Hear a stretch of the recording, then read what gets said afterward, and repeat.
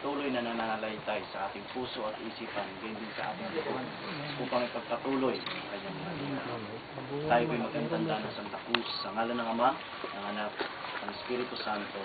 Amen.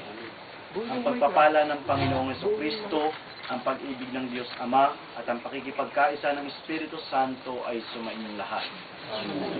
Tayo po ay manalangin. Ama naming may kapal, itinuturo sa amin ng pananampalataya na ang iyong anak na si Jesucristo ay namatay at muling nabuhay upang hanguin kami sa kamatayan. Yamang ang aming kapatid na si Diosdado ay nahihimlay na may pag-asa kay Kristo. Loobin mo na sa huling araw ay makasama siya sa kanyang malwalahating muling pagkabuhay. Sa pamamagitan ni Jesucristo kasama ng Espiritu Santo, magpasawalang hanggan. Nagkakausap kami ng isang kapatid natin. Nagtanong ako na kung ano na nangyayari sa ipinaglalaban. Napakasakit para sa akin nang marinig ko na meron na palang desisyon ang Korte Suprema. At sa desisyong iyon, akala ng bawat isa ay magkakamit na ng katarungan. Ang akala ng bawat isa ay magkakaroon na ng katugunan ng mga pangyayari. Pero hindi naman talaga nangyayari. Mismong yung kumpanya ay isinasawalang bahala ang desisyon ng kataas-taasang korte ng ating bansa. Dalawa ng haligi ng manggagawa ang nawala sa samahang ito o sa grupong ito. Dalawang tao na kung saan ay patuloy na nagtaguyod para ipaglaban ang karapatan ng manggagawa. Pero nananatili tayong malungkot, nananatili tayong sa salita na lamang tayong nananangan pa rin. Dahil nga, patuloy tayong kumikilos, patuloy nating ipinaglalaban ang ating karapatan. Pero ilan pa ang dapat magbuwis ng buhay? Ilan pang taong dapat masaktan? Ilan pang bata ang dapat na tumigil ng pag-aaral? Ilan pa ang kailangan na mawala ng minamahal sa buhay? Ang araw na ito ay napakahalaga para sa ating lahat. Ang araw na ito ay paggunita sa isang tao na alam nating naging haligi at nagpatuloy ang ating ang adhikain na ipadama sa bawat manggagawa ang tunay nilang karapatan. Sabi nga ng ating kapatid na may mga kasama tayo na sinusuhulan at sa hirap ng buhay ay kinakagat na nila. Hinahamon tayo ng araw na ito.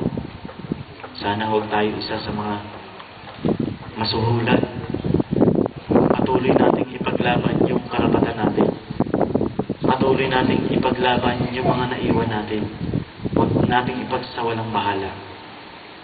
Bagamat mahirap ang buhay natin, pero alam nating may Diyos na handang tumulong, handang gumabay, at handang magbigay ng bawat pangangailangan natin. Hindi lamang tayo nabuo, mga kapatid, dahil sa adhikain o sa ipinaglalaban. Pero isama natin sa ating pagbuo ang ating Panginoong Diyos na patuloy nagagabay sa may biruan kanina na may mga kapatid tayong nagkakasakit, may mga kapatid tayong nahihirapan, may mga kapatid tayong na stroke, pero still naririto kasama natin lumalaban para sa karapatan ng bawat manggagawa. O ito yung araw na kung saan ay yung ginugunita yung mga alaala na naiwan ng ating kapatid na si Kapor. Ang mananatili sa ating puso't isipan ay ang mga katagang binitawan niya sa bawat pikit, sa bawat paglaban, sa bawat pag-uusap ng bawat panig. Ang mananatili sa ating puso't isipan ay yung kanyang mga alaalang naiwan sa atin. Mga alaala na malaking hamon sa ating lahat. Alaala na kung saan ay nagpatibay ng mga ipinaglalaban natin. Bagamat tayong lahat na naririto ay may dinadala. Pero alam natin na ang Diyos ay laging nasa ating buhay. Ang Diyos ang laging gumagabay sa atin. Bagamat kaming mga taong simbahan po, ay hindi ninyo nakakasama sa inyong mga pagkilos.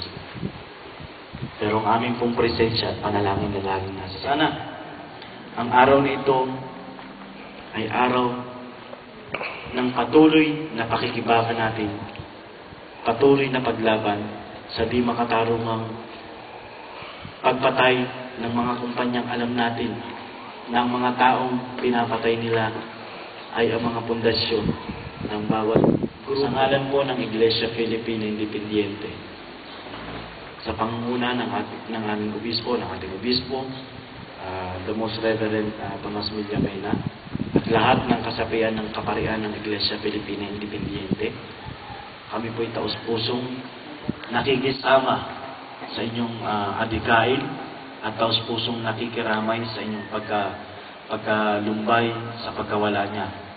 Ngunit mananalaytay sa aming dugo, sa aming puso at isipan, ang patuloy na paglaban para sa karapatan ng mga manggagawa. Sa ngalan ng Ama, ng Anak, Tinamesas at lahat.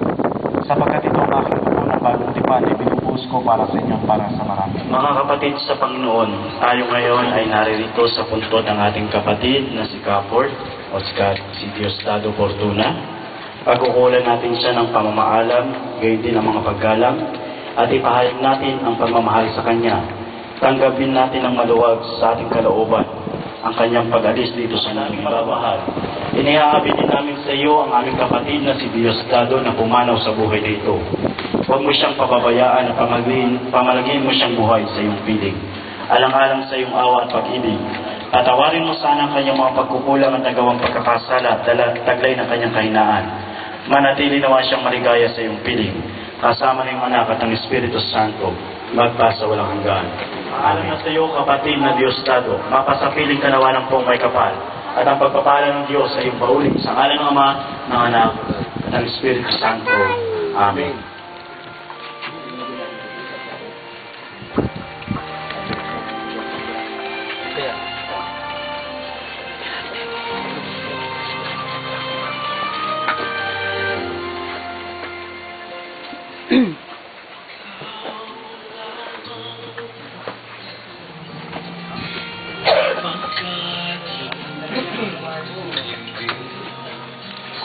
Makakayang mawalay sa'yo, ikaw lamang